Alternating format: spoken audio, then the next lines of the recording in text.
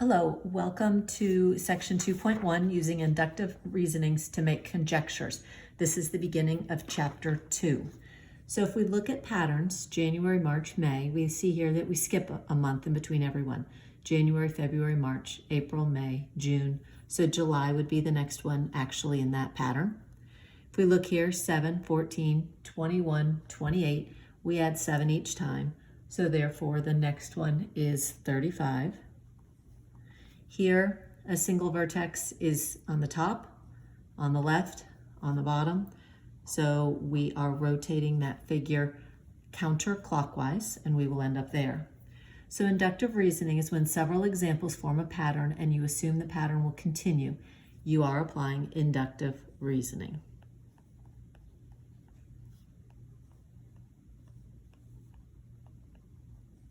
A concluding statement reached using inductive reasoning is called a conjecture. C-O-N-J-E-C-T-U-R-E. So to make a conjecture, you must provide some examples demonstrating a pattern. So if we complete this, the sum of any two positive numbers, well, think about it. Anytime you add two positive numbers, you're always going to end up with another positive number. The product of two even numbers, remember product is when we multiply. So if we multiply two even numbers, our answer is always going to be even. The product of two odd numbers is always going to be odd. And then we're going to make conjectures about the following information. So the relationship between segment AP and segment PB, if M is the midpoint of segment AB and P is the midpoint of segment AM. Well, let's just draw a picture. So we know that M is the midpoint of AB. So I'm going to put A, B, and M is the midpoint. And then it says P is the midpoint of segment AM. Well, here's segment AM. P is the midpoint there. So the relationship between segment AP and segment BP, well, the length of AP is going to be less than the length of PB, because this distance is half of that, so therefore this distance is much smaller than that. The relationship between A and B, if A plus B is equal to 0. Well, anytime you have two numbers whose sum is 0, the two numbers have to be opposites. So A and B are opposites. Let's write the whole thing. A and B are opposites. The relationship between the length of AB and the length of EF, if the length of AB is equal to the length of CD and the length of CD is equal to the length of EF. Well, if they are both equal to the same thing, then they have to be equal to each other. So then the length of AB must be equal to the length of EF.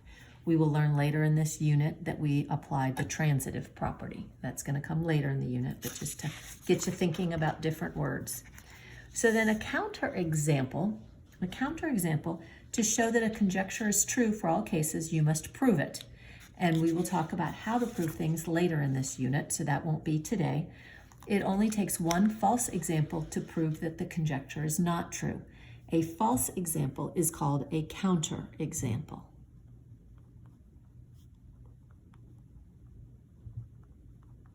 So a counterexample can be a number, a drawing, or a statement. So if we look at the steps for inductive reasoning, we look for a pattern, we make our conjecture, and then we can prove the conjecture, or we can find a counterexample to make that false. So here we're going to find counterexamples to show that each conjecture is false. Two complementary angles are not congruent. Well, complementary angles we know are two angles that add to 90. So the majority of them are not going to be congruent, but we know 45 plus 45 is 90. So two complementary angles that are not congruent, if we want a counterexample, we know that that's a 90-degree angle. If I have 45 degrees and a 45-degree angle here, that is a counterexample, so that proves that false. Supplementary angles are adjacent. We know supplementary angles are two angles that add up to 180. All supplementary angles are not adjacent. I could easily have a 100-degree angle here and an 80-degree angle here. These are supplementary. They are not a linear pair. but they are supplementary. So we could easily have that one. If n is a real number, then n squared is greater than n. The majority of times this is true, but if you think about all real numbers, 0 is a real number. If I take 0 squared, it is not equal, it is equal to 0. It is not greater than 0. So 0 is something that makes that false. When you're looking at things like this, a lot of times you want to try 0, 1, or -1 to start with. Not always the case, but those are good starting points.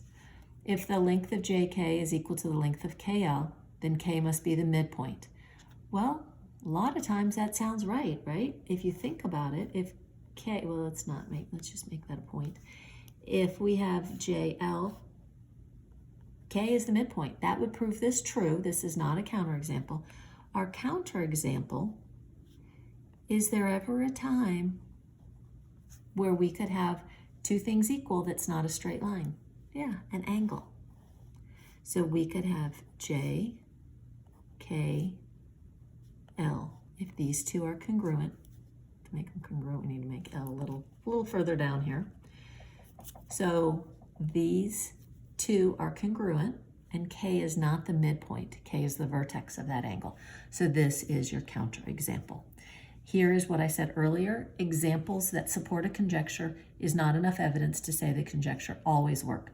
We must offer a logical argument called a proof, which we will learn about later in this chapter. And that's it.